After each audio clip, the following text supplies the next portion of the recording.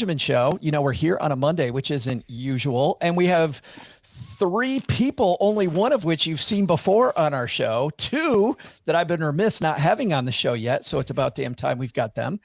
But what you're going to see is no Doug, number one, no OG. We don't have our usual trivia contest in the middle of our Friday episode. We're not doing that. We are going to talk decumulation strategies. We're going to talk about spending down your hard-earned money during your retirement years. So if you want to play along, if you've got questions for our esteemed panel, feel free to put those in the chat for us. And then listen on June 20th when this actually comes out, and you will hear Doug, and you'll hear the music, you'll hear all the stuff. But this is kind of, you've got the inside track to watching the sausage being made. All right. So here, guys, is what Doug's going to say. Doug's going to say, live from the basement of the YouTube headquarters, it's the Stacking Benjamin Show. I'm Joe's mom's neighbor, Doug. And what's the best way to take money from your portfolio during your retirement years? We're talking decumulation with 3 top minds from the retirement planning community, from how to frame your retirement spending to setting up your assets for the most success, and all the way to safe withdrawal rates. We're covering as much as we can cram in today. That's right. No trivia challenge, no game show, just a guide to help you plan out how to rethink the retirement years portfolio and spending plan. And now a guy whose spending plan is all focused on exploring the world. It's Joe Saul-Sehy.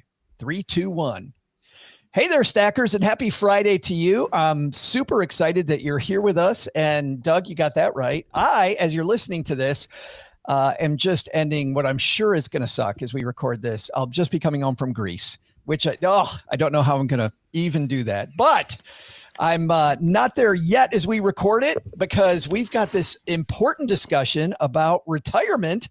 So let's meet our contributors. Let's start with the closest thing to a regular that we have on this panel. Dana Anspach here from Sensible Money. How are you, Dana?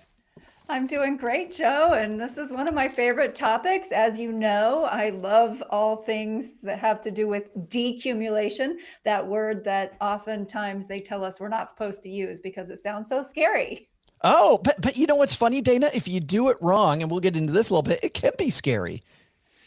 Absolutely, right? You work hard to save this nest egg, and then one day you're supposed to draw it out. And I have very sophisticated people I've worked with that honestly, they get terrified about taking that first withdrawal. So it is scary. No matter how well you do your planning, I think fundamentally it's scary. I think in this case, a little bit of fear is good, because you really need to plan how to change your portfolio, which we'll dive into today. By the way, the $1 million question, Dana, for people that are not hanging out with us on YouTube, we always talk, you're always walking and talking. You're not walking today. What's going on? I'm not.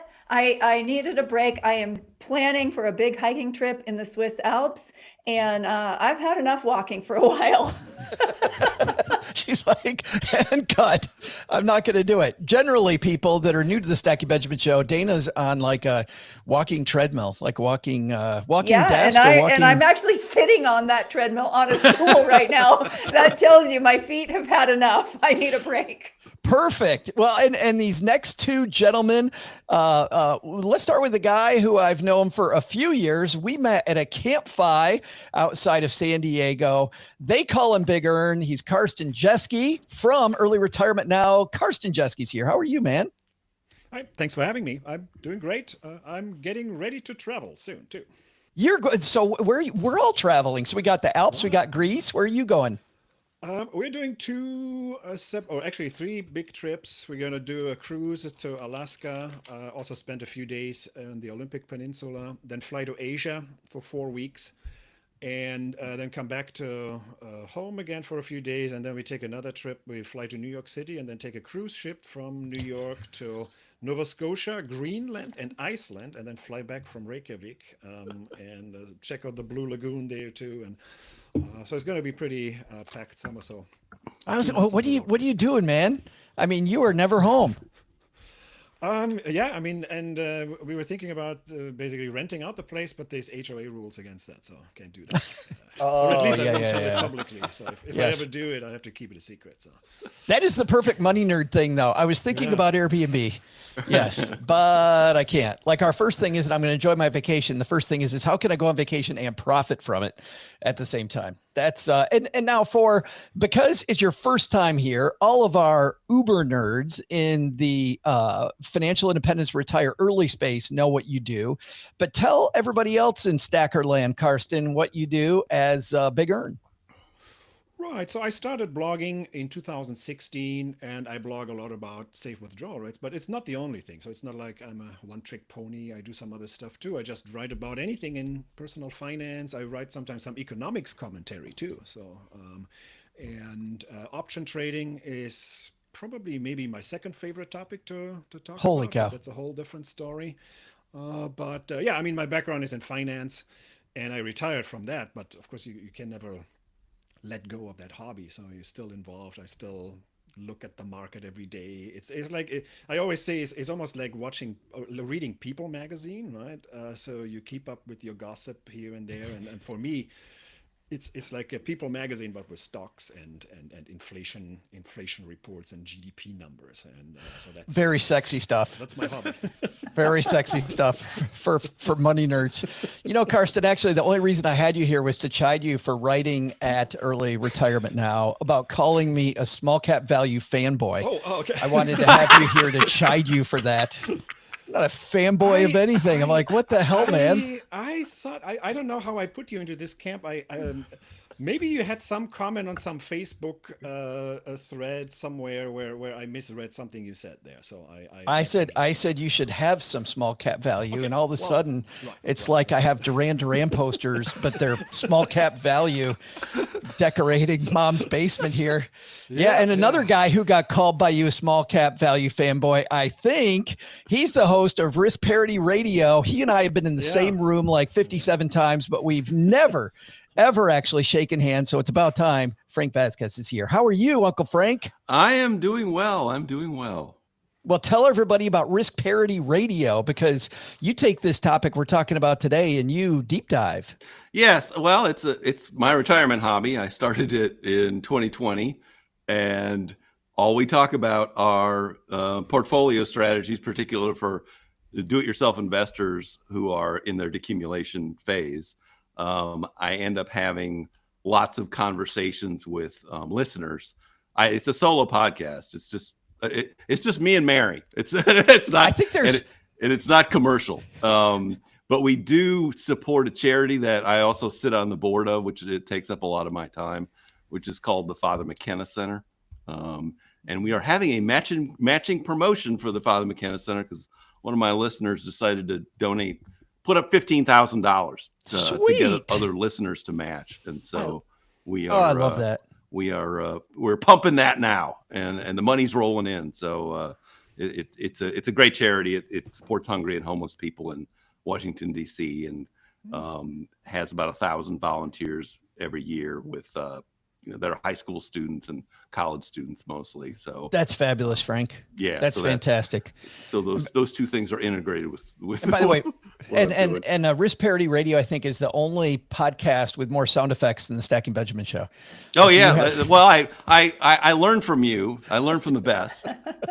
Let's stop. Keep going. Stop. Right. No, the favorite and my listeners now like send in their emails designed to get a particular one. Of course. Yes. The one of the most favored ones is Homer Simpson saying, "You have a gambling problem," which is what I play whenever somebody starts talking about leverage. I'm like, whenever you hear Karston talking about options, that's when you play it right then. Actually, he has a gambling problem too. That's good. That's a gambling. My favorite one is I award you 0 points and may God have mercy on you. I might say that a few times today. And Dana, I accidentally assumed everybody knows what you do, but I skipped over that. But you work specifically with people that are either entering this phase or they're in this decumulation phase. Yes. So my company, Sensible Money, works almost exclusively with people transitioning into retirement. We wish people would start working with us 5 to 10 years out from their retirement date, but oftentimes it's, the year before, 4 days before. Yeah. And so we work with the people who want to delegate, or people who have been do-it-yourselfers, and then the complexity of retirement it does get more complex at that point. And so they decide maybe it's time for them to delegate. I'm a big fan though, whether you do it yourself or want someone to help you do it or delegate, it's all, if you're following good principles, like at the root of it, good advice is good advice. Well, I'm thinking with the three of you, we're going to get some great advice today for our stackers. Whether you're 35 and you're just beginning to think about this, it's great to know ahead of time where you're headed, or you're there now. We're going to have a great discussion. So can't wait to dive in with Dana, Karston, and Frank. We're going to kick this off in just a second, but we've got a couple sponsors that make sure we can keep on keeping on, and you don't have to pay a dime for these wonderful people that we bring to you today. So we're going to hear from them, and then let's talk decumulation phase. We should play some, Dana, some dun, dun, dun music based on the fact you said that scares people. Yeah. Do we need like Halloween scary music? Yeah. Come on, Steve, give us that music. and we'll cut right there for, I'm sure Steve now is like, great. Why you got to bring me into it? So now Steve's got to go find a sound effect. You go with The Shining. That's right. Here's Johnny. All right, here we go. 3, 2, 1. Well, I think to really kick this off, Dana, let's start with you, because you have to kind of define this with regular people when they walk into your office. Maybe they've been saving for a long time and they're like, okay, I just do more of the same. When somebody first walks into your office and they're on the cusp of retirement, though, what's the first thing you want them to understand about changing their portfolio so they can start spending down their money? Yeah, I think one of the first things to know is that, what got you here may not be the best portfolio to get you there. So portfolios are constructed with goals and objectives in mind. And a portfolio for accumulation is built around a certain set of risk and return metrics. And a portfolio built for sustainable cash flow will actually have a different set of metrics. So there's an analogy I use sometimes around sports cars, or actually more than sports cars. I am still in a Ferrari portfolio. I am currently 100% equity. I'm more than 10 years from retirement. I'm comfortable with equity risk. I want to maximize returns for a given level of risk, and I'm very comfortable with risk. But as I get closer to retirement, my portfolio will change. And what should it look like? So using a car analogy, you could go with an economy car, right? You could say, well, that's maximum fuel efficiency. Maybe that's more conservative, right?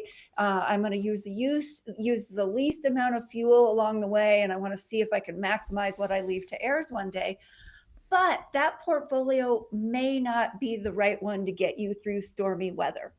And so the one I like for retirement is more like the SUV.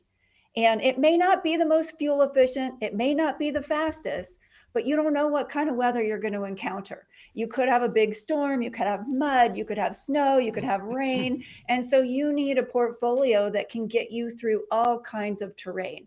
And thinking that way is different. And I find that some people struggle with making that shift. They still want to go find the latest stock or the latest way to boost their returns.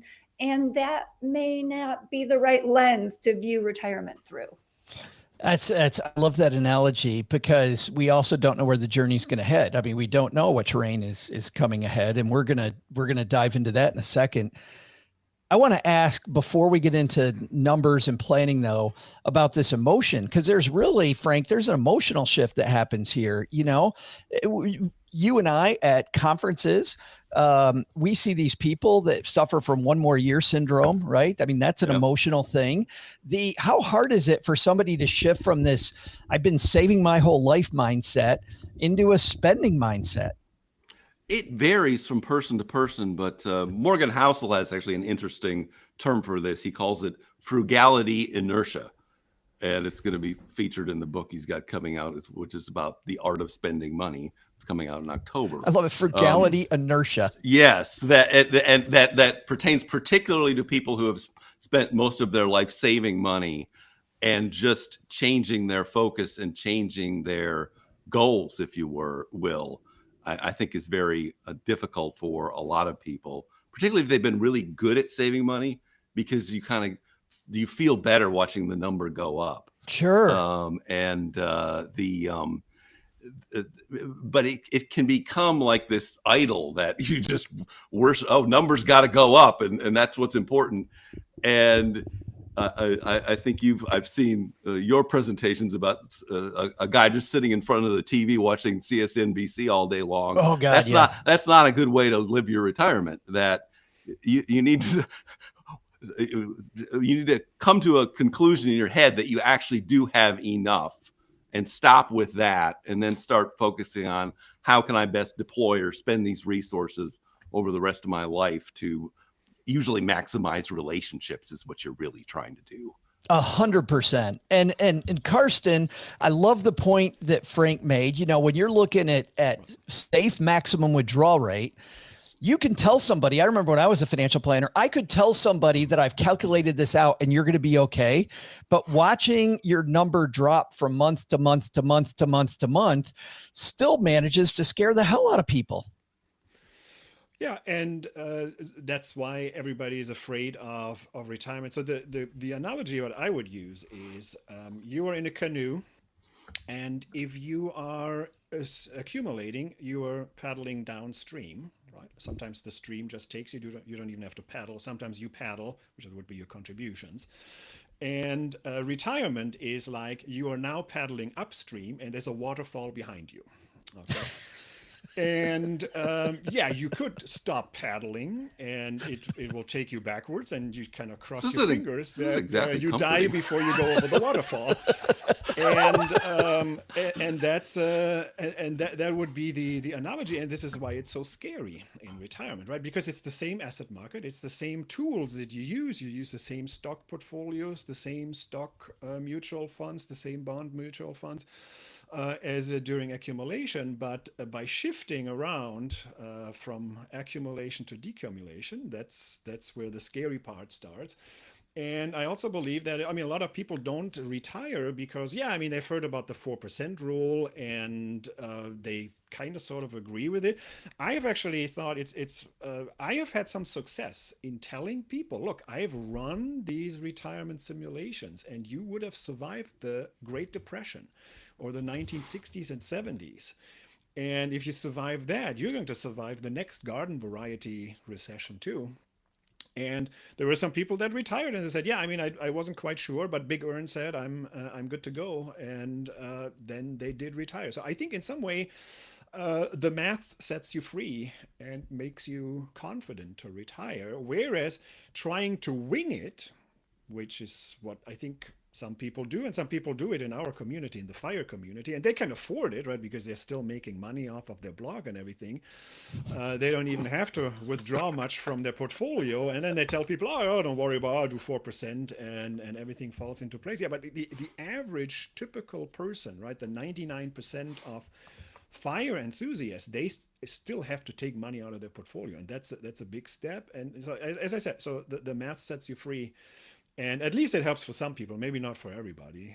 I think that's important, that idea of stress testing. I'm sure you probably use that, right, Dana, too, saying what is, let's look at the worst times to retire and see what would have happened with this plan we've come up with. Yeah, I mean, the math does set you free. I've never used that line before. I like it. I think there's some inherent, biases in math that people don't understand when it's simple math, like the 4% rule. And unfortunately, as you start to use more complicated math that may get you better answers, it becomes more challenging for people to understand the math. Yeah, 100%. And I'm going to want to cover the 4% rule, cover actually what this idea, Frank, of risk parity even is, safe withdrawal rates. But before we get to any of that, Karston, you said surviving the 70s. Are you talking about surviving a bad market or surviving disco? Like which, what are we referring Staying to alive. here? Frank's like, what? Disco died? What are you talking about? It's all coming back, guys. It's all coming back. It is. Yeah. So I mean, obviously, I was talking about, and again, it's the late 60s, early 70s. Sure. It's the Great Depression. Who knows what's ahead for us, right? Because we have very expensive equities,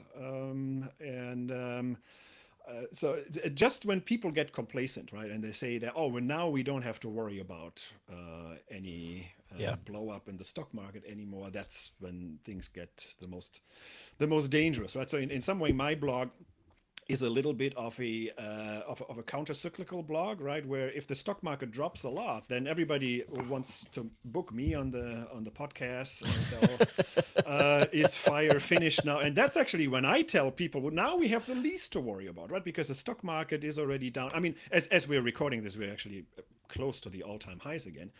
But normally when people want to talk to me is when the stock market is 20-30% down, and then I tell people, yeah, I mean, now is a great time to retire, and the 4% rule is super safe, because what are the odds that we tag on another Great Depression on top of the 20% drop already? But still, Karston, we did a history show a couple weeks ago, and we were talking about some of these long periods that we went through. And you have these people out there that always say buy the dip, or don't worry, it'll come back. Right. And in some of these big time long downturns, I mean, there was good news and bad news. The good news is it came back, but in one stretch, it came back 16 years later. Like, I can't imagine Dana going, hey, I got some good news. You hang in there for 16 years, you're going to be back to zero. Like, that is ugly. But I want to bring in these terms that we've been throwing around. Frank, let's talk risk parity. So risk parity, often seen as this alternative to the, traditional like 60-40 portfolio, another rule of thumb portfolio, right? Why might somebody consider risk parity during their decumulation period? Well, to go with Dana's analogy, I'm trying to build a Toyota 4Runner to take into retirement, basically. The colloquial use of risk parity now is for a portfolio that is focused really on what is called Ray Dalio's Holy Grail principle, which is a principle of diversification, looking for the most uncorrelated assets to combine. So a basic idea from those principles would be looking at our bonds in our portfolio. What kind of bonds do we want to have? And so your question is, well, what kind of bonds are less correlated to all the other things we have, which are mostly stocks? And the answer is U.S. Treasury bonds. So those are the kinds of bonds we would want to have, and that would be the kind of choice we would make on that. So it puts a preeminence on the diversification of the assets themselves and combining them in that way. And so these portfolios typically have a stock allocation, a treasury bond allocation, and then some allocation to alternatives, which usually... Go ahead. Let me make a statement, Frank, and you tell me if this is right or not. So instead of a portfolio where you have more money in cash to manage risk, right? A lot of cash, you're managing risk by keeping money in things that have the ability to grow, but matching them with things where it's like an engine. One part goes up, one part goes down. So you're not sinking the portfolio, even though you've got more upside potential. Yes, exactly. So yeah, I want an asset allocation that's like my 4-wheel drive, and one that's like the fog lights, so that when looking at a portfolio over a span of years, there's always something that's going up in it, not just sitting there in cash, but always going up. The reason cash causes a problem goes back to Bill Bengen's research in the 1990s, which was if you have too much cash in a portfolio, it tends to cause what's called a cash drag. And that number seems to be around 10%. Once you start going over that, your safe withdrawal rate generally declines. And what I've tried to build is portfolios that have the highest historical and projected safe withdrawal rates. That's the ultimate goal. And I'm laughing, Frank, because back when I was a planner, people would come into my office and I would be like, why do you have so much cash? And they go, because I want to be safe. And I said, well, you've got some good news. You're safely not going to achieve any goals.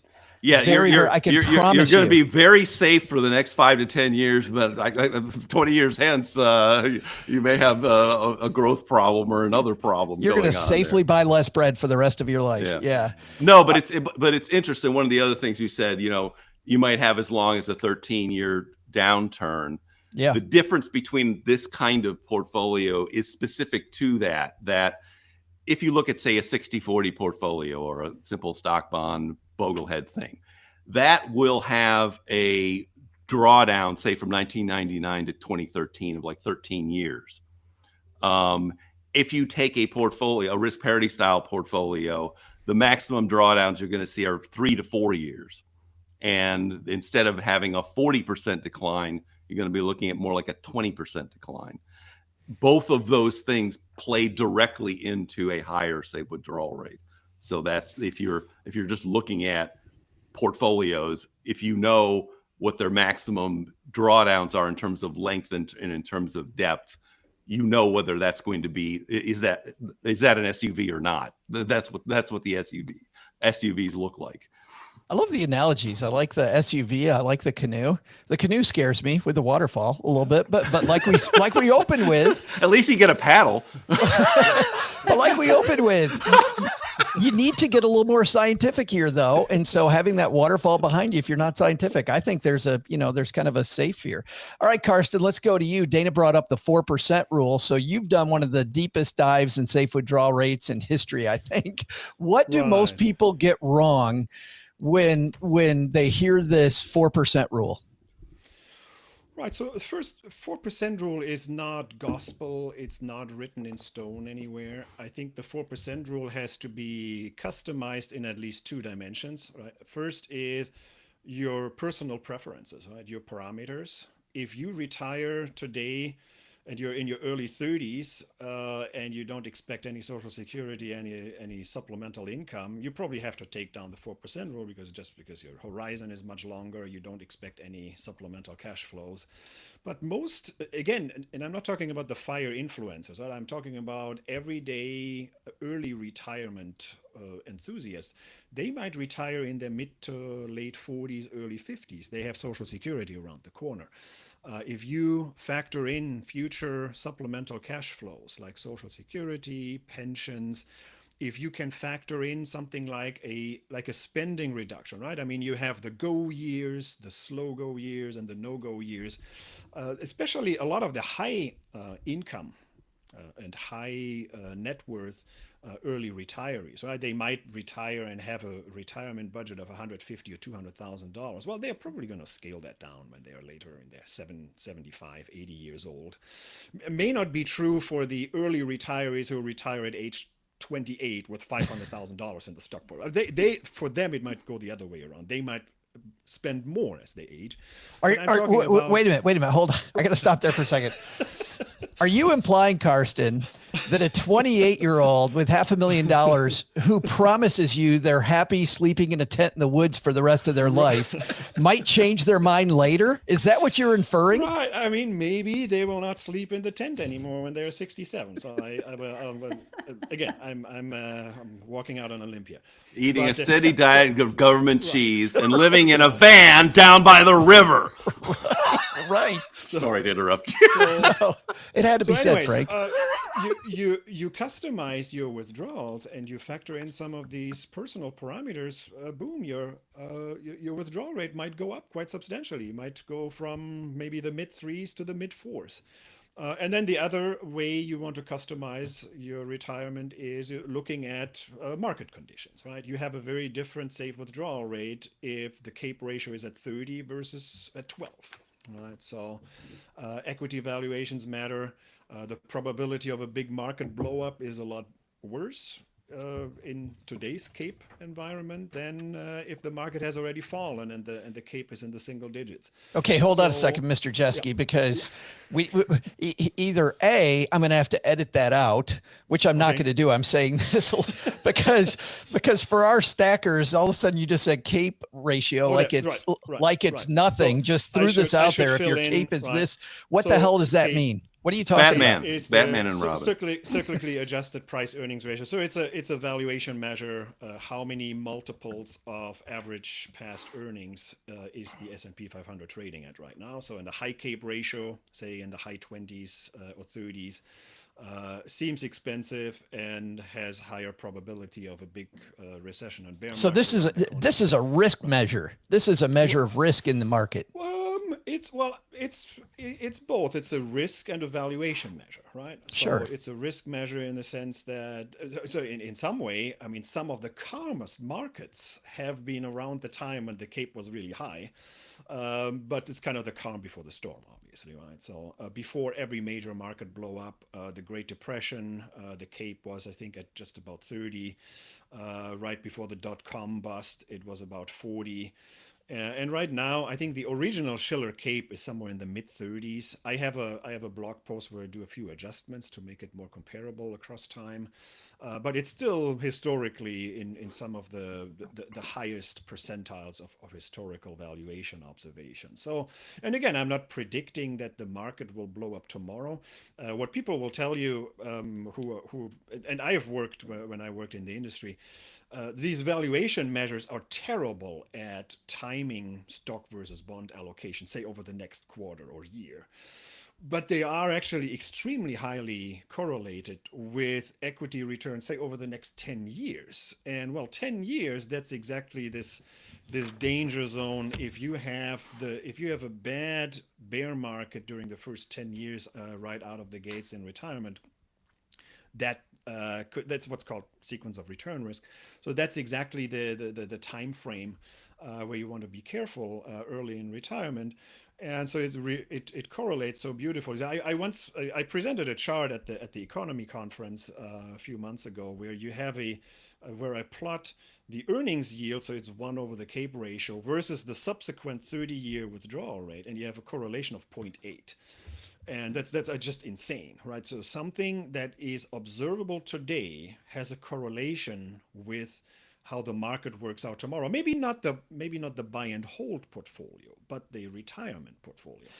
Let me see if I can put my arms around. Oh, hold on, Karston. Let me see if I can put my arms around what you just said. High Cape ratio means we probably should expect a lower rate of return from our portfolio over the next several years. Right. And we can't predict that today. We can't predict that tomorrow.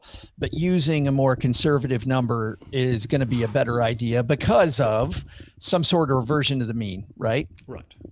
Yeah. Gotcha. That's perfect. Yeah. A few thoughts crossed my mind while you were saying that. One was, I think it bears emphasizing that ratio is referring to the S&P. So if you have a globally diversified portfolio, that rationale may not apply to you as much as if you truly just owned the S&P.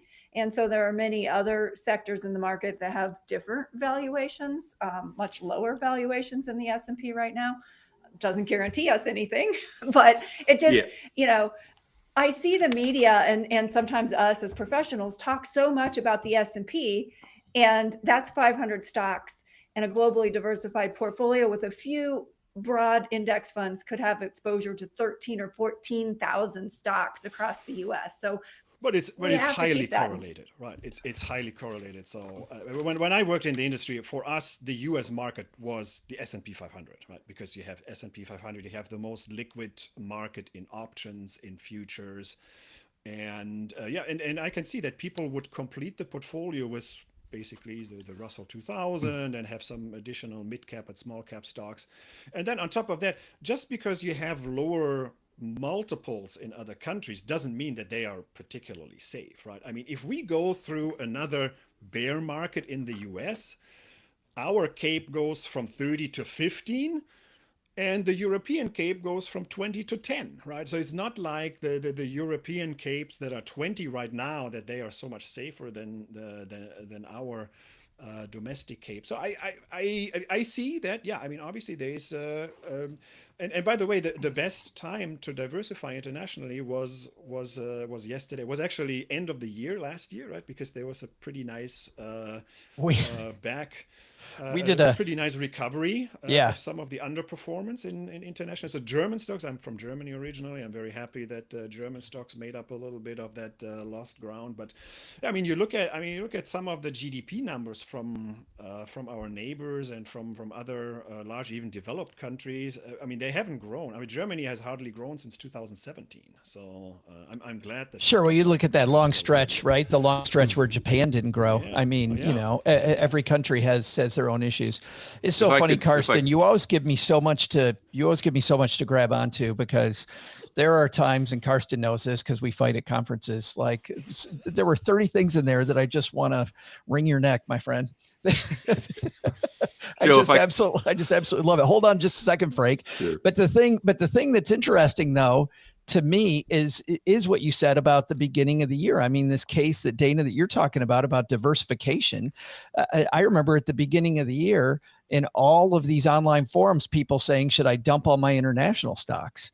Which is maybe the perfect reason to load up on international stocks, is because everybody else is talking about dumping them. And so we did a show back in January about the whole case for international, and then one again 2 weeks ago about how to build that in for all the people that might have done that. Frank? Yeah, just a few thoughts. I agree with Dana that this, to the extent this is a problem, it is best addressed by diversifying the portfolio better.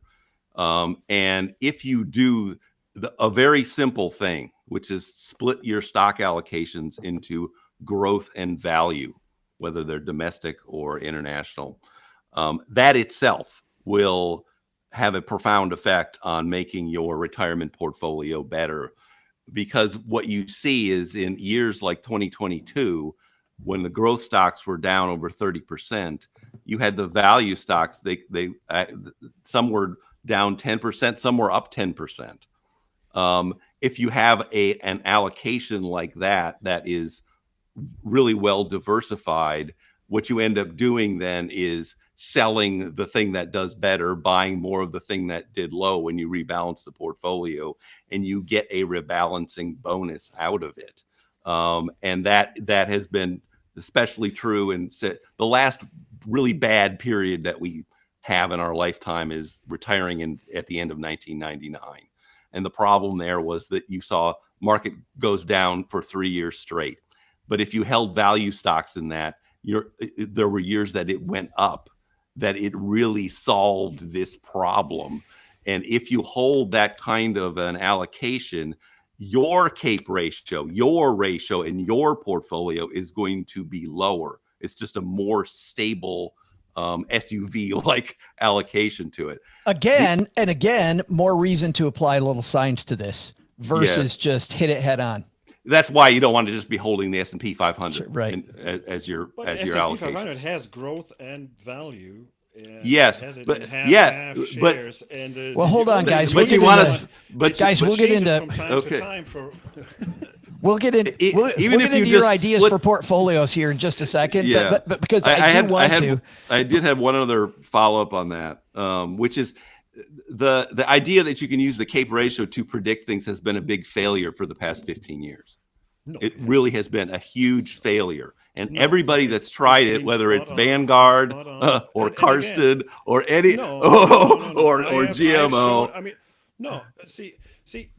You can't just pick one single date. There's a whole cluster of dots in a scatter plot, right? I know what it looks like, but you predicted 10 years ago that this was going to be a bad period. And it was one of the best periods. I didn't. No, I've read your whole blog. Oh, wait a minute. Hold on a second, Frank. Let's give Karston a chance here. Hold on. So 10 years ago, I wasn't blogging. And it goes back to exactly what I said. The CAPE ratio is a terrible variable for timing stocks versus bonds, or timing stocks for the next few years. But there has been a huge correlation between valuations and subsequent 10-year returns and valuations and subsequent 30-year retirements. And you can't just pin it with 150 years of data and then you just cherry pick a few dots here and there. So 2011 is the one dot that you brought up, and I think and because it must have been in a podcast in 2021. And 2011, the CAPE ratio wasn't particularly outrageous. And then on top of that, right, I mean, you picked the 2021, which was just the recovery out of the pandemic, right? If you had taken 2010 and the bottom of the pandemic, would have looked perfect again. So I think go. Let's get back on track because we are so far down the CAPE ratio rabbit hole. Which is exactly what you brought this up, Joe. The amazing thing is we can make the data say whatever we want. The amazing thing is also the logical inconsistency that Frank, who says that there is mean reversion between value stocks and growth stocks, right? Value stocks do better than growth stocks, but there's no mean reversion for the index as a whole. And I think I said there's I I think said the there's point there, a and then we're gonna- diversification, a lack of Hold on, correlation. guys. The other way It's around. not mean reversion. It's much easier. It's much easier to arbitrage. You want a away dissension, Joe. I know. misvaluations. I told you guys I was going to bring a group of people who felt passionately about this. And that's exactly what we have. All I'm saying is it's much easier to arbitrage away misvaluations within stocks, right? I mean, there's high frequency traders, hedge funds. We're going to talk in the That's second very half. We're going to talk in the second half about how to set up the portfolio and your different feelings about how to set up the portfolio. And we're jumping the gun there because I got one other thing here. You know, we've been talking about this so far about, you know, the safe withdrawal rate and the amount that we take out of a portfolio. And the assumption here, especially when people begin, is that this is going to be a set, steady thing. And yet we know, let's go to the CFP, yet we know, Dana, that life is lumpy. Like you're going to have these years when maybe you want to take the trip, maybe you want to be Karston Jeske and go on 3 vacations in the same summer. Or maybe you're going to buy the RV or the second home or whatever it is. How do you factor, Dana, this lumpiness into your withdrawal rate? Yeah, I think it's not only lumpiness that has to be factored in, but it's also time. And so, you know, if we start with lumpiness in the go-go years of retirement, spending often is lumpy. Matter of fact, I just heard a term in JP Morgan's, annual retirement report called spending volatility. And I hadn't actually heard that before, but they talked about the amount of spending volatility that they see in the data in someone's early retirement. And it's true. You have these big lump sums that occur. People sometimes, move. They buy new houses. They, decide they want to gift their child or grandchild money. They decide they want to take up an RV or Winnebago or a new hobby, all kinds of things that maybe they didn't have time to think about before retirement. Maybe it's the big remodel they've been putting off or, building that new patio or porch. So spending volatility is real. We account for it by using what I call the lifetime 4% rule. So we're projecting somebody's withdrawals over their projected longevity and taking the present value of those withdrawals and creating a ratio. And I call it the lifetime 4% rule because if I drop in an auto purchase or a down payment on a new home or funding the, new wedding for my son or daughter, some of these big lumpy expenses that we see routinely, I can drop those in and see, does it change the lifetime ratio to a degree that I would be worried about the plan? And most of the time, the answer is no. Now, there are times where if I had these lumpy expenses and I dropped in, too many of them and too frequently, that lifetime ratio would go down to a level where I said, you know what? The 80-year-old you might be in trouble if you do all of this early in retirement. So I like that, stepping back 30,000 foot view of some metric that encompasses these withdrawals over your lifetime, not just on a year by year basis. But the other factor that I often see missing is time. So, we think in 2 dimensions of withdrawal rate and ending portfolio value. But what if I'm 75 today? What if I had an 84-year-old who recently passed away, and for the last 5 years, her number one question to me was, tell me, Dana, how much can I give away this year? Mm-hmm. And that's what she wanted to do to grandkids, to charitable, endeavors that she was interested in. And so it was always, well, how much can I give away while preserving enough that if I need assisted living or long-term care, I can still cover those costs. And so her withdrawal rate was much higher than 4% because we had time as a factor and there was a shorter time horizon. Do you take, if somebody knows that 10 years from now, I have this one big expense and I know I'm going to do it, do you just not even factor that in and put it in its own bucket, its own spot, and then not even include that? We actually do factor it in. We use it in our model. We have a column we call lumpy. That's a technical term. It is. And the reason we put it there, I'm probably turning bright red. And so, but the reason we put it there is because we want to be able to calculate the monthly spending that we all use to budget on. And then we want to be able to separate out those lumpy expenses because we put them in there, but they don't always occur in the year where we put them, right? We build in auto purchases, but a lot of times people, I'm not ready to buy a new car yet, or I'm going to do it a year earlier. Or they might say, I have, 3 sons and I want to contribute to their weddings, and, I'm going to drop in these expenses every other year, but they get there and no, none of them are getting married yet. And so I don't like who they're marrying. They're not getting anything. That's right. Or that I'm just too. cutting them out. But yeah, that's what we call it, the lumpy column. But I like that because I don't know, when I was a planner, if you use terms like lumpy, they get it. Yeah. If we, it's when we use the highbrow terms that people don't understand what the hell that we're talking about. Yeah, there is some interesting data on this. But it is so personalized that's why you need to do a plan.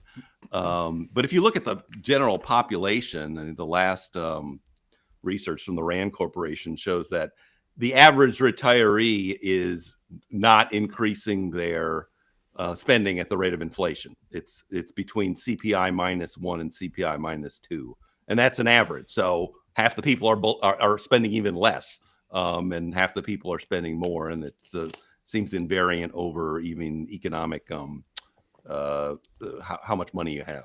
Which means it's very much going to be based on you. It is. And so, for instance, our experience in the past 5 years is we're spending less nominally than we did at the beginning, mostly because these pesky kids are gone and making their own money. I'm afraid of the opposite. At least for a certain time, I think the older my daughter gets, the more expensive. That's true. Your expenses will college, typically marriage, peak. Helping with down payment. So that's definitely my radar screen. And I agree. So I think what really matters is, as long as you get the average spending right, I think you should be safe. I once did some simulations where I looked at somebody $1.5 million portfolio, $60,000 annual withdrawals. And then I looked at, well, what if this person flips a coin the first year, and then that determines you spend $72,000 in the first year and then $48,000 in the second, and you keep alternating, and then $120,000 and $0, $120 and $0. So also average $60,000. How much of a difference would that make in your final balance? I mean, it's indistinguishable. The distribution looks the same. And there might be a level of lumpiness where probably it might make a difference, or there might be a level of maybe also a correlation where and persistence where it might make a difference. But for example, if you spend twice of your budget for 8 years and then 0 for the next 8 years, and then these 8 years exactly coincide with a down market, that probably would make a difference. But I mean, as long as the fluctuations in my expenses are faster moving than the global economy and the market cycle and the business cycle, I think there's absolutely nothing to worry about, at least. So I have a blog post. It's called "When to Worry, When to Wing It." I think it's part 47 of my series. If you want to check that out, part 47. That is such a Karston thing to say, right there. Part 47 of 182. He makes a good point, though, that he does. Typically, your spending for most people that I've known or seen is it peaks when your children are in college, and so. Right. Joe, okay. You're right there. Good to know. No. My kids are 30. And I'll tell you, Frank, to your point, when my son was a senior in high school and we found out what the bill was going to be for room and board, especially the food at the University of Texas, I was so happy, Frank, to write that check because I knew the way my kid ate, and I was like, University of Texas is going to lose money with my kid. That we had that circumstance too. That it's like, sure, you were costing money over there, but you weren't eating on us out of house and home when you were here. It is so wild because, and I would tell clients that sometimes, Dana, that a lot of that was cost transfer, right? I mean, they're saving all this money for college for their kids. And yet, the kids go to college and all of a sudden they have money in their checkbook they didn't expect. Do you see most of your retirees spend less money than they think they were going to, or more money than they thought they were going to? I would say on average, I see people spend less than what we have projected in the plan. Well, that's good. You're being conservative. we are conservative, so we have factored in Medicare Part B premiums. We've factored in these lumpy expenses that they perhaps didn't put in their budget. I've heard people say, well, we just bought our last car, right before retirement. And I'm like, I don't think that's going to be your last one. And so, I just did this, the last major home repair. It's like, I don't know that that's going to work that way. So, we have factored in these things that people forget to factor in. And so to Karston's point, our average, if you were to factor in an average, well, it's already including all of those things. So in general, people tend to spend, yes. Now I've had some surprises. People who didn't consider their hobbies. One gentleman comes to mind. He was into hunting and camping and fishing. And so immediately upon retirement, he wanted a new camper van and a new truck to pull the camper van and all his new gear. And it was a substantial lump sum that we hadn't factored in, and his portfolio was less than $1 million. And it impaired his fundedness for the remainder of his retirement. There was many years there where I was nervous. And so, other cases, people who move right upon retirement, I'm going to, buy this house now instead of that house. And often it's just the timing of those things. We have a certain portfolio structure where bonds are maturing for anticipated cash flows. So if they surprise us with a big lump sum expense when the market's down, now we are required to take that big lump sum out of equities. And so the timing of those surprise expenses are where I have seen things put someone in a less than desirable position. Where the time horizon changes because of just life happening. Yes. Yeah. And life changes. You don't retire and everything happens just according to the plan. I know we look at it way too much like retirement's a finish line. It's not. In many ways, it's a starting line, right? For this whole new adventure that you're going on. I wanted to start with a 4% rule and a little bit about safe withdrawal, because I truly, in this discussion, has made me believe it even more, that starting with how you want to spend money, I think, versus what can I safely spend. And don't get me wrong, I think calculating safe withdrawal rate's really important, but I think it's thing number 2. I think we get, especially mega geeks in the community, get so obsessed with how much can I spend versus here's what'll make me happy. Can I afford to do that? Like if I start there and then go, okay, and plus I can do more, I can do whatever, like how safe is it for me to do that? I think is a much better, because I mean, what I'm hearing is we're all so much different. We're all across the board different. So even more of the SUV, I think, if we handle it that way, or the bigger paddle for the canoe, depending on which analogy we want to use. Yeah. I want an outboard motor. That's right. I want to get into some questions about portfolios, though, to drive this, guys, because we are starting to disagree on portfolios. I want to hear more of that disagreement. No, I'm kidding.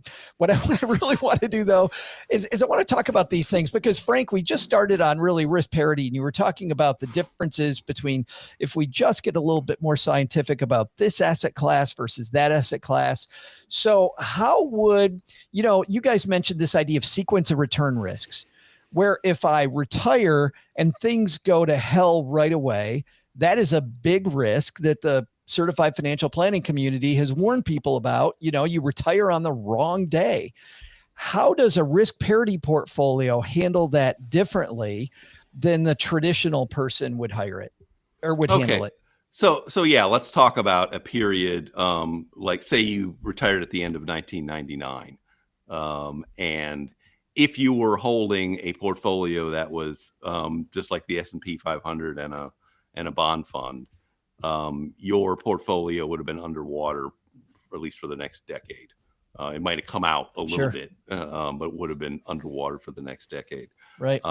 A portfolio, a risk parity style portfolio with a much more diversified holding is going to only be down, say, 4 years out of max out of that. So it's going to be down a lot less. So I can give you all of this plays into what the safe withdrawal rate is. There's a relationship here that the reason you have a safe withdrawal rate that's a 4% for these 2 fund portfolios and not 5 is simply because of these worst case scenarios, because it's a worst case scenario. It happens to be in the late 60s for that at least. So these different portfolios fit different conditions better. Yeah, and I also you mentioned sequence of return risk. I think we need to be the audience. I really want them to understand what the real problem is here, because oftentimes I hear people say, "Well, I'll just have 2 or 3 years of cash, and that'll take care of my sequence of return risk in case the market goes down in the next 2 or 3 years." That's not the problem. Any portfolio is going to be fine if it's just like 1 year out of 3.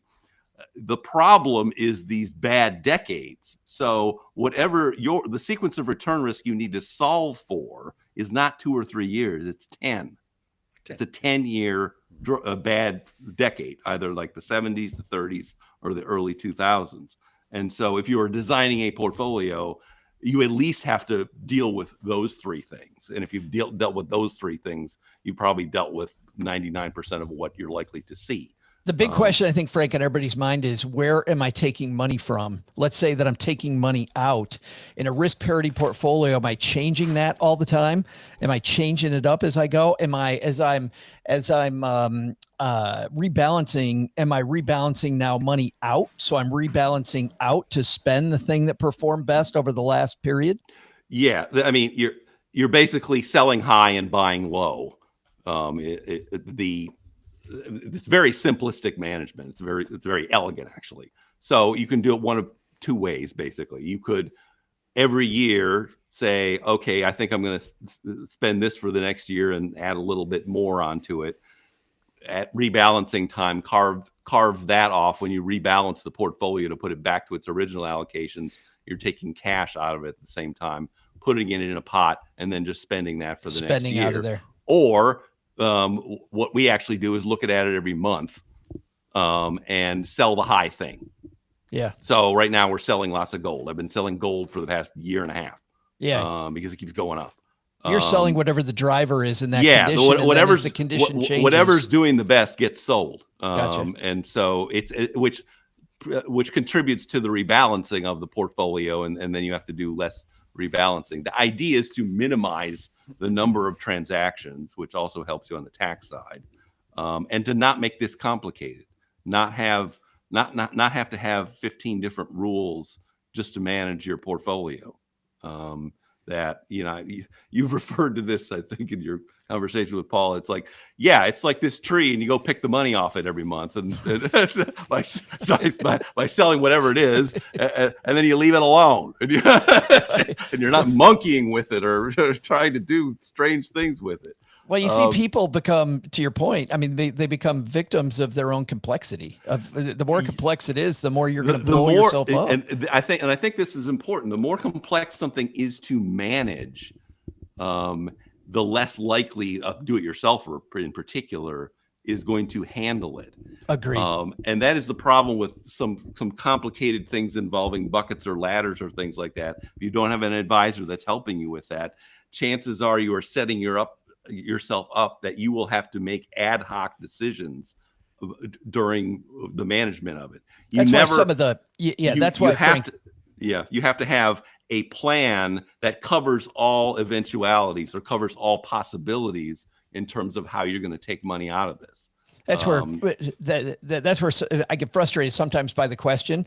Like, I will answer the question for people over on Afford Anything, and I'm like, but there's no way that you actually are going to do this. Like there's no way this will fail, and people will look you in the eye and they'll assure you, no, that won't fail. And then 8 months from now, they're like, what kind of hell have I created for myself? Yeah. Which is so if you take this portfolio that's maybe a lot of do-it-yourself portfolios are just like the same pile of stocks I've always had and a big pile of cash, and they think that that's going to cover their sequence of return risk. There's a chance that cash could all run out. Then what do you do? Then you sell when it's down. The stock market was down for 3 years in a row. If you haven't thought through all of the possibilities and built that into your management plan, you're going to have problems. And the reason I manage our portfolio the way we do is because we want it to be a simple management. We just want to get in the forerunner and drive it and press the 4-wheel drive button when we need it, or turn on the fog lights, and not have to be wondering, oh, this sports car is got to stop. I need a ladder. I need some buckets of sand. I need this other stuff. It can get really complicated once you try to fix a substandard portfolio or suboptimal portfolio by bringing in all of these extra, I call them buckets, ladders, flower pots, and hoses, and pie cakes and it's all kitchen and gardening implements. I always hear people talking about. It's like, let's just put those away. Stop. Just take all those away and get yourself a good portfolio and a plan you can manage, and do that, and not be fooling around with the gardening implements. We'll save that for another day, Frank, because because I actually think that's a simpler way to go, as you know. But Dana, when you're setting up your portfolio for income, do you take it in a similar way that Frank does? And how does tax location play into this? Like my Roth, my pre-tax, and my brokerage stuff, how does that work itself out? Well, it gets far more complicated, as Frank was saying. So, it's interesting because as I'm listening, I'm thinking, well, how often we all apply the same concept, but the answer we get to might be different. And so we use a concept on our portfolios called mini-max. And so it's what mix of assets created the best outcome in a worst case scenario. And so when you look historically at various asset classes and you look at the longer time frames, 7 to 15 year time frame, certain mixes of asset classes had a much lower drawdown than other mixes. And so a traditional portfolio that's goal is to maximize return for a given level of risk, measured typically by standard deviation, is going to have a very different asset mix than one that is looking at, if I have to draw money out over 10 years, well, which portfolio still gave me the most left at the end in a worst case 10-year period? And so we do that through an investment partner asset dedication. It's a firm out of San Francisco that builds these specific portfolios. But it's the same concept Frank's talking about. It's exactly the same concept. It's a different solution to the same problem. Different solution to the same problem. Now, we do love ladders and so buckets, whether you want to call them. Well, you are actually an advisor who can handle the thing for the client. And so you're dealing with somebody that wants you to do that. And I'm talking to do-it-yourself investors that need something simple. All my money in an IRA or a Roth, the strategy you're talking about, Frank, sounds amazing, right? It's automatically rebalancing, perhaps on a monthly basis, and I don't have to worry about taxes within that. So, fantastic. But we often have households that have 8 different accounts. They might have trusts, they each have an IRA, they have a Roth, they may have a 401k. Well, now we're trying to rebalance across this entire household, create the most tax efficient outcome in the process. And those taxes, when you're in retirement, suddenly impact all kinds of other things, like how much of your Social Security is taxed and your Medicare premiums. And we have Roth conversions to think about. So for us, being able to step back and look at the portfolio within context of the financial plan means, okay, we have to align each account to the cash flows that it needs. And so we will use income ladders within that, paired with this, mini max portfolio, this equity portfolio that is designed to hold up best under a worst case scenario. See, and that's interesting because, and I love, it's funny because I feel like I'm on one end and I feel like Frank's on the other end when it comes to the ladder strategy. I feel like Dana's kind of in the middle. But what's funny about that is that I think if I'm pulling money from a different asset class every month, Frank, it's more confusing for a do-it-yourselfer than if I just have a simple, this is my short bucket, this is my mid bucket, this is my long bucket. And to your point, I think it's not as efficient. I think it's nowhere near as efficient as what you're doing. But I think if I take the average person, if I take my mom, for example, and I tell her to look at her portfolio once a month and pull the thing that's did the best, I just completely lost her. Like she is gone. She is bye-bye gone. So maybe for the person in our community who likes looking at it every month, I think it's way better. But for my mom, short bucket, mid bucket, long bucket is a strategy she's not going to blow up. This is where you need to separate what is purely a financial tool from a psychological tool. Exactly. And that's really what's going on here. 100%. People get confused as to what is a psychological tool and think it's a financial tool. Right. So they think that a bucket strategy is going to solve sequence of return risk. And it doesn't. And it doesn't. Because it doesn't. Yes. I always say, on the good chip lollipop, you just go and rearrange the lollipops. They're still going to taste the same. They're not. Where does he come up with these? I have no idea where the hell he comes up with all these. The nonsensical ravings of a lunatic mind. Karston, let's get you involved in this because I have two comments. So first of all, I'm not a huge fan of the bucket strategy either, and especially not if it's marketed as something that can improve your results. Because my philosophy is that, we want to arrive at some kind of a strategic asset allocation, right? How much do you want to have as stocks, bonds versus cash? And I look at what kind of portfolio would have been most robust among all the different things that the economy would have thrown at me. And I would start all of the bad recessions in the early 1900s, 1929, 1960s, 1970s, and 2000s. And something like maybe a 75-25 portfolio, 75% stocks, 25% bonds.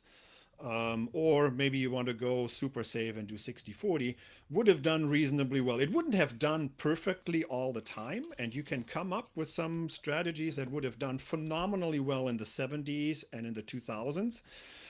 But then these strategies also would have done very poorly in the 1920s, 30s, 40s. And as risk parity is actually that one strategy that I don't particularly care about it. And risk parity had its heydays and golden years, if you think about it that way, in the 2000s. And then everybody was talking about it. I was working at BNY Mellon Asset Management at the time, and everybody was kind of intrigued by that idea. And we were never particularly intrigued because it's actually it was actually quite low tech, right? Because it's you go from the innovations of the 1960s of mean variance portfolio optimization, and then you throw out half of it, the mean part, and all is left is the variance, and then you work around with the variance, and then you got this super lucky run in the 2000s, right? Stocks recovered very nicely out of the dot-com. Bonds were on this multi-decade run. And then commodities also did phenomenally well, right? And then commodities, the last few years, commodities outside of gold, right? Gold is that one special asset that has these very nice correlations, both in demand side and supply side recessions. But commodities are a very low expected return asset, and they have very high volatility. And I look at some of these ETFs that are marketed to unsuspecting retail clients. For example, crude oil, right? If you look at the crude oil spot price, has been the same as 10 years ago. Crude oil cost $60 in 2015, and it costs $60 right now. And what was the annualized return of the USO ETF, which is the crude oil fund? It's minus 9%, not overall. Minus 9% annualized. So putting something into this overly hyped asset class called commodities. I think you're just going to say this crap. Right? Everything that's marketed at retail clients, which is probably why I wouldn't ever hold something like that. So I don't know. Well, but you are holding it as part of the commodity index, and then on top of you don't know what I hold. And this is really the backward-looking bias. No, I am actually looking at your returns, and they're actually quite underwhelming over the last 5 years. So no, what I'm saying is that a lot of this hyped stuff of overpriced and ineffective products like managed futures, leveraged ETFs, commodity ETFs, these high dividend yield ETFs, right, where they kind of sneak in principal liquidation through covered call selling. So really a lot of garbage is sold at retail client, and then it's sold with this aura of exclusivity, right? Oh, this is something that only hedge funds know about, and only private wealth clients at Goldman Sachs have until now been in the loop on this. And I tell you a secret, and you can come along with me with risk parity and all of these exotic ETFs. So I personally don't believe in that. And just going back to your earlier point, you're talking about two different things, though, because I don't do that. Simplicity. I don't do that. So stop talking about things like if you're going to talk about it, let's talk about the 100-year data set, and I've given you this portfolio in your calculator. Let's not go there. Okay. Let's not go there at all. What I am interested in, because we heard what Frank likes, we heard what Dana likes. Karston, enough about what you don't like. You've thrown a lot of fireballs. What do you actually like? Right. So what do I like? Simplicity. I like just broad indexes. So something like anywhere between 60 and 70% equities, the rest in bonds. And again, in bonds, don't get carried away. Oh, well, 40% government bonds is too boring.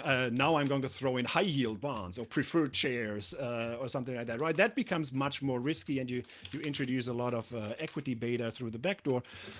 So what I think is the most robust a portfolio with simulations, something like a 30 to 50 year retirement horizon, maybe some modest final portfolio value at the end of the retirement horizon. So something like a 75% equities, 25% intermediate US government bonds seems to be the best performing. And then again, sometimes you can come up with some special situation. If you believe that, for example, small cap value stocks are going to add 8% returns again, like they did in the 1920s and 30s, then you throw in small cap value. But I personally prefer that's and this is actually the blog. You fanboy up there. I published in June. I think Karston's just here to just lob Molotov cocktails at everybody. Molotov cocktails. So anyway, so I keep it simple. You like to keep it simple. Simplicity. I like the simplicity. That's the easiest to sell. That's the easiest to manage. And by the way, as you said, right, and I would do the same thing, right? You would rebalance occasionally. You don't have to do it every single month. I wrote a blog post on that too. How much of a difference does it make if we rebalance every month, every quarter, every half a year, every year? There's a final value distribution looks extremely similar depending. It doesn't really, as long as you rebalance at least occasionally, right? If you let it completely just run into infinity, that might create some problems in the long term. But as long as you occasionally rebalance, there's no harm by doing it more frequently or less frequently. So, and it's exactly as Frank said. I mean, it's intuitive, right? I look at what looks like is a little bit, and you look at your fidelity statement, right? And it says, well, my target is 75%, and currently my equities are 75.6%. Well, then you take it out of equities, and vice versa. So I think this rebalancing, you don't even have to do much rebalancing. Some of the rebalancing is simply done by taking it out of the pie slice that is the biggest at that time. Well, that's what Frank was talking about earlier. Right. Selling the thing that's doing well, that's driving the whole portfolio every month. Guys, I want to ask another question before we say goodbye, which is, and Dana, as the CFP here, I want to ask you, and then gentlemen, feel free to chime in on this. We haven't talked about the things that a lot of the salespeople talk about when they talk about retire. We haven't talked about it at all, right? We haven't talked about annuities. We even talked about guaranteed income strategies. These are the things that people are being fed a diet of every day. Where does an annuity or some guaranteed income stream fit into the Dana Anspach strategy? So it's interesting because you make decisions for different reasons. And so when I think about Social Security as an example, in today's world, with all of the media saying this is, it's going to run out and people wanting to claim earlier because of this, it is the decision you can make that hedges what we call longevity risk, the risk of living long, and it also provides inflation-adjusted income. And it's one of the only decisions you can make that really helps protect against that risk. So you need to look at that decision differently than anything else. And look at so your social security decision. Yes, and the reason I bring that up in context of what you just said is because it is an annuity. That is what Social Security is, right? Well, and I was going to say, Dana, just before you move on, if you have a pension, then same thing, ditto. So in some cases, some pensions aren't inflation adjusted. Some are. Some pensions have some built-in factors where it benefits you to claim them later. And some don't. You should claim as early as possible. So you really have to look at that individually. Again, another decision. Another decision. But it can hedge a different risk. And same with an annuity, right? So where I get frustrated is, annuities are framed as an investment alternative. And there are a ton of research out there that shows, if you add annuities to your portfolio, it can help prolong the length of your portfolio, actually help pass along more assets to heirs. And all of those things are true, but it's really a risk decision. And ultimately, if we have a truly horrible economic outcome, I wonder, how secure will those insurance company guarantees be? And so that has to be factored into that equation. But where I do think annuities come into play is behaviorally. When you look at David Blanchett's license to spend research, when people have guaranteed income, they are more comfortable spending and, going out and doing some of the things that they want to do. So when we're factoring in annuities, one, we're looking at a set of metrics, something called coverage ratio, how much of someone's spending is covered by guaranteed income. But there's also a lot of behavioral decisions. I like framing things red, yellow, green. Like green, you got to do this.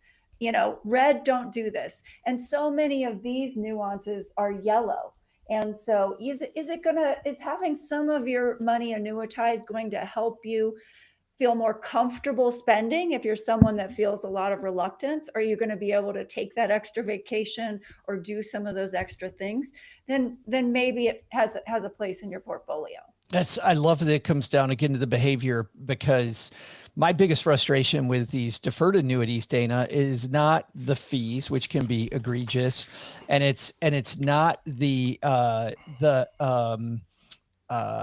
way that they're sold and marketed with all these bells and whistles. It's the fact that because they are last in, first out, every study I've seen shows people don't take the money out. They don't spend the money inside the annuity because they're afraid of the tax. That's the horrible thing about variable annuities. Yeah, it's way worse than the fees. You know what I mean? Like the fees are horrible. Like don't get into that. But the fact is, you're going to put the money in. You're never going to take it out. And if you're going to do that, I can't tell you how many clients we've had that purchase those elsewhere. And one of the first things we do is say, hey, you need to turn that income on now. Yep. In many cases, the right decision is to turn the income on early and as soon as possible. Not in every case, but in a lot of cases, that is the right way to use the product once you already own it. Because those are even more horrific if you leave them to somebody else. Yes. Yeah, right. On the tax side. Yeah. Then we got the bomb. Okay. There are so many things that people need to think about. I love the framework here that it clearly is not one size fits all.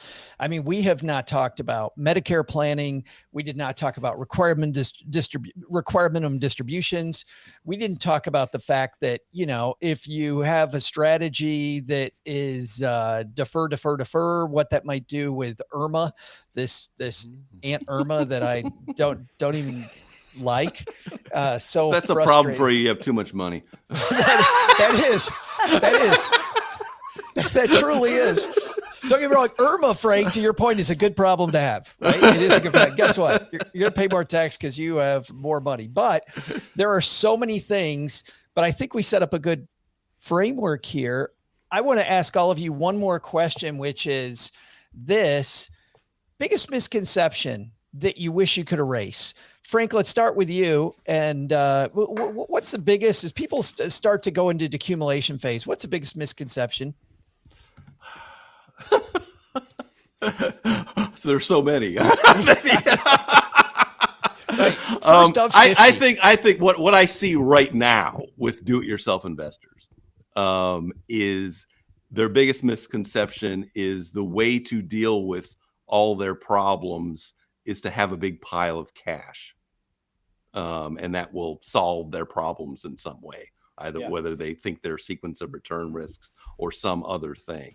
And that's really all they need to do is like, I'll just sell some of my stocks, have this big pile of cash that's, 3 or 5 years or something. And then I can just ride off into the sunset. It's so funny how people think that that's the solution. It creates a whole nother slew of problems. Yeah. Because I think a lot of it today is because we've had such good stock markets for so long that a lot of the people retiring now have not experienced a multi-year downturn and how bad that can be, not only on the number side, but on the psychological side of it. Yeah. Karston, same question for you, but before you answer, there was something that we skipped over that I just want to make clear to everybody. When I said I like the bucket strategy, it has nothing to do with it being the most efficient. It has zero to do with that. In fact, I've said very publicly, it is nowhere near the most efficient. My fear with do-it-yourselfers is that you're going to blow yourself up. That is my biggest fear, is that I've seen so many plans that go sideways because, Frank, to your point, we just put all this, spaghetti into the plan, thinking it's better. And to your point, simplicity, I think is the reason why I like that. But Karston, same for you. What's biggest misconception besides now the one Frank mentioned, which is cash?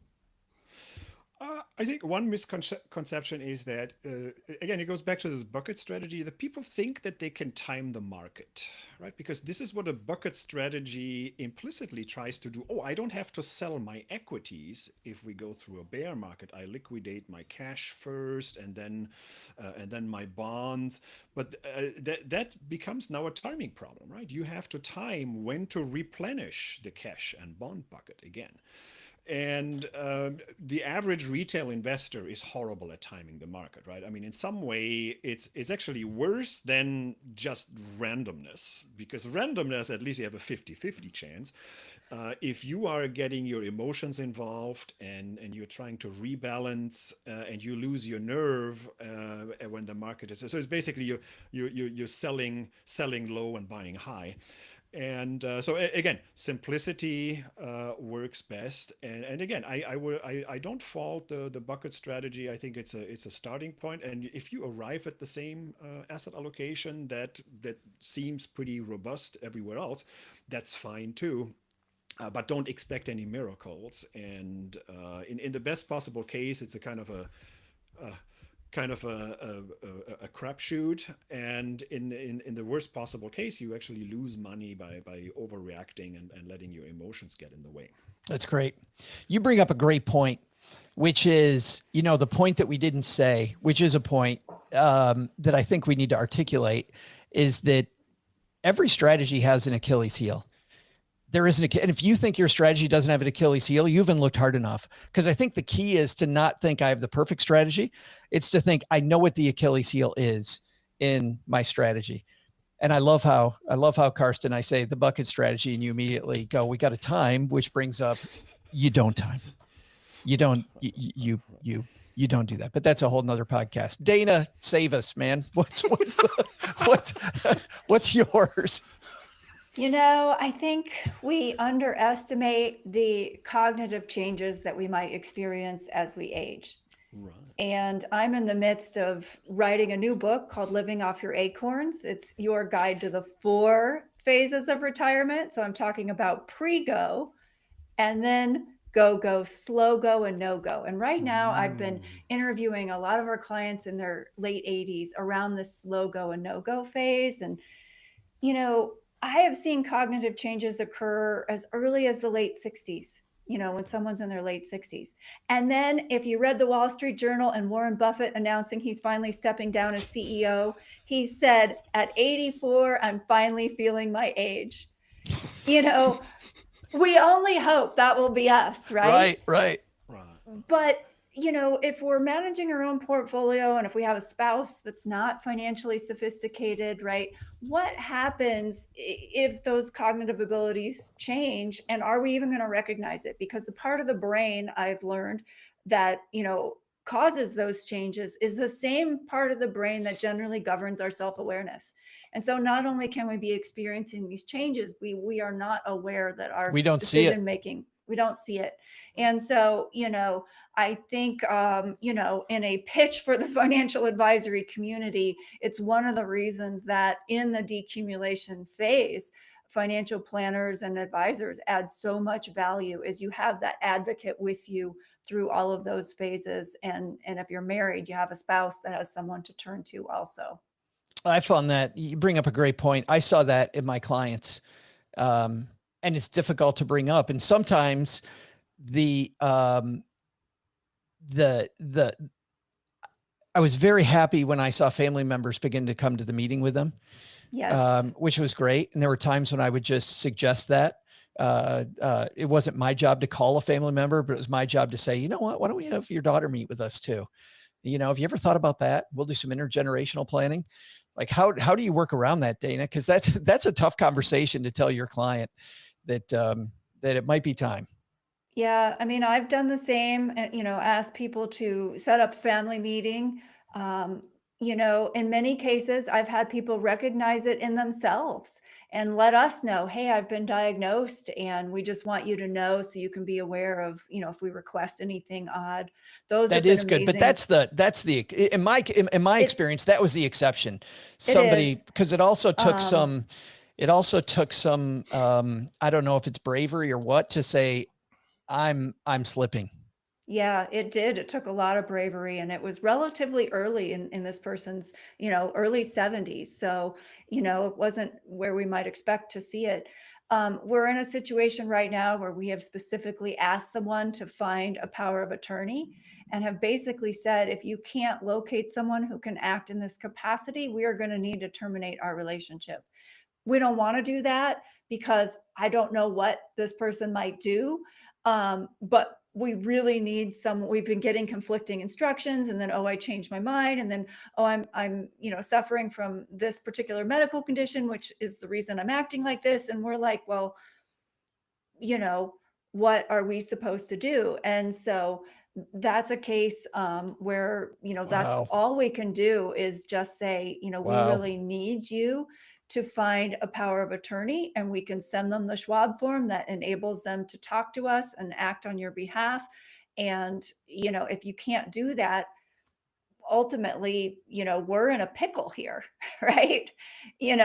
As a firm, what are we supposed to follow this person's request or not? And what's our liability? And it's a challenge in these situations. The liability thing, I think, would be real.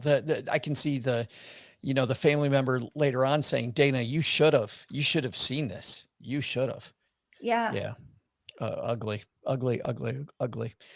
Thank you guys for this episode. This has been a fantastic discussion and truly proving that this is not a one size fits all problem. Let's talk about what you're doing in those amazing places you work. Let's go ladies first. Dana, what's going on at Sensible Money here at the end of June? Well, I don't know that we have anything immediately upcoming, but we are doing our next webinar in August, and it's on planning for healthcare in retirement. This might be our third or fourth annual webinar on this particular topic. It's on August 28th. You can find it on our website. If you scroll down, you'll see our upcoming free webinar and register for that. And also, I'm excited to announce I have started writing for Fritz Gilbert's blog, The Retirement Manifesto. Wow. And so my first joint post with him went out about 2 weeks ago, and my next solo post goes out, I think, in the upcoming weeks. And so it's super exciting. And I will be blogging about my own thoughts on retirement. I'm 54 this year. I want a very slow 16-year transition to retirement at 70 is what my plan is. But I had an experience on vacation last year that kind of brought it home for me of like, it was no, never, I'll never retire, to Oh my gosh, one day I actually will retire, and I really need to think about what this looks like for me. Wow. So we'll send people to the retirement manifesto as well. That is really cool, Dana. Congratulations. I'm looking forward to it. That's super fun. And when do we expect the book, by the way? I'm hoping the book will be out in the fall. And so I'm doing this big hiking trip, and then I'll get the book wrapped up as soon as I return. And then it'll depend on, how quickly they can get it through editing and formatting and all of that. It is sad you weren't walking today, but I totally understand it. She's going to get all the walking she can do. Let's go to Karston next, man. What's going on at Early Retirement Now, my friend? Oops. Wait a minute. Hold on a second. Am I on? Oh, you. There you go. Sorry about that. Yeah, so I've slowed down my publishing after 62 parts of Save Withdrawal Rates. It's kind of, you have almost written about everything you needed to write about. So, so I'm busy with my retired life here. So as we're recording this, my daughter is finishing up before her summer break. And then a few days after this goes live, I'm going to be on a roughly 2-month trip this summer. So multiple different locations, Alaska cruise, flying to Asia for a month about, and then taking another cruise from East Coast, from New York City via. That's Nova what you Scotia. said. That is just crazy. So all the way to Iceland and back. So are you taking a vacation from your vacation? We need a vacation after the vacation. But I mean, in some way, there's a life here, so comfortable. It is a little bit like a vacation. It's like a retirement home here. So my wife and my daughter are very sweet, and so it's I'm kind of resting before this long trip, and then after too. Resting by fighting with us. Nice job. Yeah. Well, and we will link to Early Retirement Now, because if you haven't been there, your stuff is evergreen. These are pieces that you can dive in. That's and yes. And if you're a money nerd, you're going to find so much to love at Early Retirement Now, especially the part where he calls me a small cap fanboy. And now he's going to write about what a moron Joe is with buckets. Yes. He awards you no points, and may God have mercy on your soul. Uncle Frank, glad we got in the same damn room together. Well, virtually at least, It's about time we had you over at Mom's basement. But what's going on at Risk Parity Radio? Okay, as I mentioned before, we are on a fundraising campaign, charitable campaign. So I'm very blessed by our listeners. I don't have a large audience, but they're wealthy and generous. They're passionate. Yes. So one of our listeners has put up $15,000 for the Father McKenna Center, and we are to match. And so we've been, this just started last week. We've already got some good donations, but I'm hoping to get some more, and even from your audience. But what I really would like your audience to do is start following the Father McKenna Center on Instagram or on Facebook. It's spelled the Father, McKenna. And it'll be the nicest thing you have in your Instagram feed, because what you will see is people helping other people, particularly high schoolers and college students. And once you see what we do there and how nice it is, and that's why my listeners like it. It's very efficient, and it's actually on the campus of a high school. I think we're the only high school in the country that has a soup kitchen and homeless shelter next to it. That's fabulous. Whereabouts? Where are you at, Frank? I don't even know where you are. Washington, D.C. area. In the and DC area. The Father McKenna Center is on North Capitol Street. You can see the Capitol from there. It's also the closest homeless shelter from the Capitol. Wow. So I would invite your audience to follow that, and then also to donate to the Father McKenna Center. They go to their website. If you fill out go to their donation page. When you fill it out, there's a little box there that you can dedicate it or something. And if you put Stacking Benjamins match or Risk Parity Radio match, it'll get counted for this matching campaign.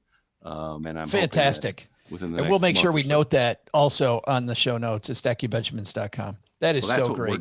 That's what we're doing. That is so awesome. And it goes well for everybody that missed Wednesday's show. We had the creators of a great documentary called Join or Die about the fact that joining a club, you're 50% less likely to die this year. than if you don't join. And yet we increasingly are isolated. The number one group that commits suicide is men over age 70. We tend to retire and isolate. So talked about that on Wednesday. If you missed that, go back and listen to that. And then today we play in the money. So great stuff. Guys, thank you so much for being with us. Stackers, thank you. And Doug, you got it from here, man. What should we have learned today? All right. And that is a wrap. It's a wrap. Wow. Yeah, we had nobody chatting with us on YouTube. So I'm going to say goodbye, YouTube. We'll see you guys later. You guys hang out for just a second.